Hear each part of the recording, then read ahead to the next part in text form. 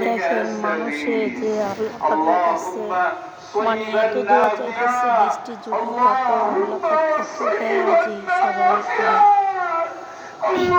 উপরে সবচেয়ে দোয়া পাক। দেখেন আপনারা সবাই দোয়া করেন জানি আল্লাহ পাক বৃষ্টি দেয়, দুনিয়া ঠান্ডা করে দেয়, তার সাথে মানুষও ঠান্ডা করে দেয়।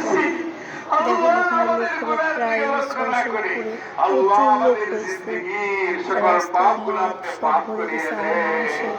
আর মানুষে নামাজের জায়গা পায় না দেখে তারা নামাজ পড়ে দাঁড়ায় রয়েছে,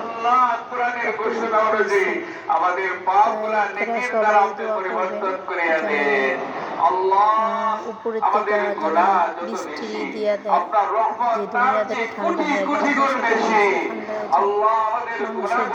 মানুষের যেভাবে অসুস্থ হইতেছে, মানুষ অনেক অসুস্থ হইতেছে জায়গা জায়গায়। সবাই দোয়া করবেন।